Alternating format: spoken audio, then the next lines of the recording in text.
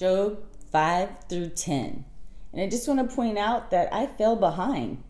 So I think that's part of the plan, though, that God has, to show us that we could have a plan and he laughs. So I want to just encourage you to stay the course. I still am planning on having this Bible series read by 6 months, but if God has something else planned, so be it. I'm on board for whatever it is, and I hope you are too. Let's jump in after a prayer. Dear Heavenly Father, thank you for another day you've granted me. And we never know if we're going to wake up or if those we love will wake up. And I stay in a place of hope. And I'm grateful for the days that you give us, even at times when I say I'm not and I don't understand why I'm here. I know that that's just chatter. That's just stuff that happens with us. But I know I know that you're there, and I know that it's a gift from you. The present is called a present because it's a gift. And I just thank you for the gift of life and for the relationship you allow us to have with you. You sustain me, and I owe everything to you. And I pray that you will remove everything that's not from you in our lives, that we may draw closer to you. I know you will complete the work you started, and I'm grateful for that. And I know I fall short, and I'm so thankful for your grace and your salvation. And I'm so excited for others to just have this relationship with you. Thank you. And I pray everyone is blessed in their actions and in their steps that they take and in the voices that they hear. May you silence the enemy. May you help us, even if he's not silenced, to hear your voice over all. And thank you. In Jesus' mighty name, amen. You may cry for help, but no one listens. You may turn to the angels, but they give you no help. Surely, resentment destroys the fool, and jealousy kills the simple. But my experience, I know that fools who turn from God may be successful for the moment, but then comes sudden disaster. Their children are abandoned far from help, with no one to defend them. Their harvests are stolen, and their wealth satisfies the thirst of many others, not themselves. But evil does not spring from the soil, and trouble does not sprout from the earth. People are born for trouble as predictably as sparks fly upward from a fire. My advice to you is this: go to God and present your case to him, for he does great works too numerous to understand. He performs miracles without number. He gives rain for the earth. He sends water for the fields. He gives prosperity to the poor and humble, and he takes sufferers to safety. He frustrates the plans of the crafty, so their efforts will not succeed. He catches those who think they are wise in their own cleverness, so that their cunning schemes are throttled. They grope in the daylight. They grope in the daylight as though they were blind. They see no better in the daytime than at night. He rescues the poor from the cutting words of the strong. He saves them from the clutches of the powerful. And so, at last, the poor have hope, and the fangs of the wicked are broken. But consider the joy of those corrected by God. Do not despise the chastening of the Almighty when you sin. For though he wounds, he also bandages. For though he wounds, he also bandages. He strikes, but his hand also heals. He will rescue you again and again, so that no evil can touch you. He will save you from death in time of famine, from the power of the sword in the time of war. You will be safe from slander and will have no fear of destruction when it comes. You will laugh at destruction and famine. Wild animals will not terrify you. You will be at peace with the stones of the field. and its wild animals will be at peace with you. You will know that your home is kept safe. When you visit your pastures, nothing will be missing. Your children will be many. Your descendants will be as plentiful as grass. You will live to a good old age. You will not be harvested until the proper time.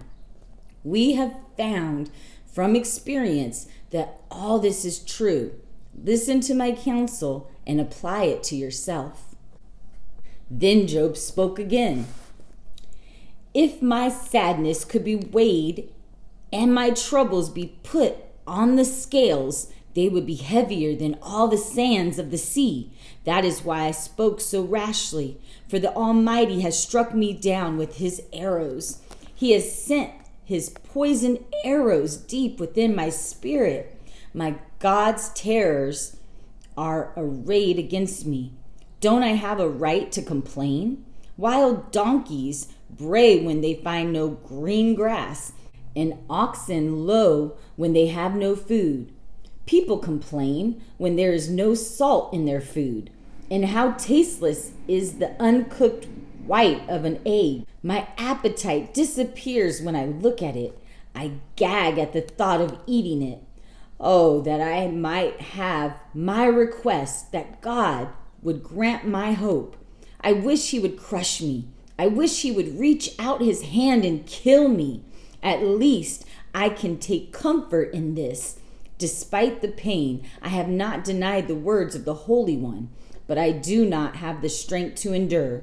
I do not have a goal that encourages me to carry on. Do I have strength as hard as stone? Is my body made of bronze? No, I am utterly helpless, without any chance of success. One should be kind to a fainting friend, but you have accused me without the slightest fear of the Almighty. My brother, you have proved as unreliable as a seasonal brook that overflows and banks in the spring, when it is swollen with ice and melted snow. But when the hot weather arrives, the water disappears. The brook vanishes in the heat. The caravans turn aside to be refreshed, but there is nothing there to drink, and so they perish in the desert. With high hopes, the caravans from Tema and from Sheba stop for water, but finding none, their hopes are dashed. You too have proven to be of no help. You have seen my calamity, and you are afraid. But why? Have I ever asked you for a gift? Have I begged you to use any of your wealth on my behalf? Have I ever asked you to rescue me from my enemies? Have I asked you to save me from ruthless people? All I want is a reasonable answer. Then I will keep quiet. Tell me, what have I done wrong? Honest words are painful, but what do your criticisms amount to? Do you think your words are convicting when you disregard my cry of depression? You would even send an orphan into slavery or sell a friend. Look at me. Would I lie to your face? Stop assuming my guilt, for I am righteous. Don't be so unjust. Do you think I am lying? Don't I know the difference between right and wrong? Is this not the struggle of all humanity? A person's life is long and hard, like that of a hired hand, like a worker who longs for the day to end, like a servant waiting to be paid. I too have been assigned months of futility, long and weary nights of misery. When I go to bed, I think, when will it be morning? But the night drags on, and I toss till dawn. My skin is filled with worms and scabs. My flesh breaks open, full of pus. My days are swifter than a weaver's shuttle flying back and forth. They end without hope. Oh God, remember that my life is but a breath, and I will never again experience pleasure. You see me now, but not for long. Your eyes will be on me, but I will be dead. Just as a cloud dissipates and vanishes, those who die will not come back. They are gone forever from their home, never to be seen again. I cannot keep from speaking. I must express my anguish. I must complain in my bitterness. Am I a sea monster that you placed a guard on me? If I think my bed will comfort me, and I will try to forget my misery with sleep, you shattered me with dreams. You terrified me with visions. I would rather die of strangulation than go on and on like this. I hate my life. I do not want to go on living.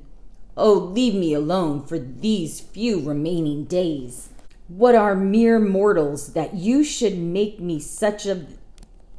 What are mere mortals that you should make so much of us?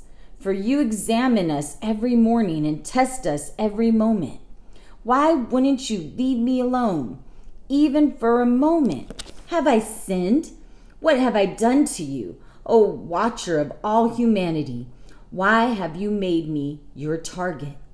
Am I a burden to you?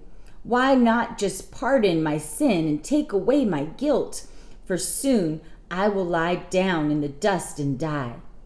When you look for me, I will be gone.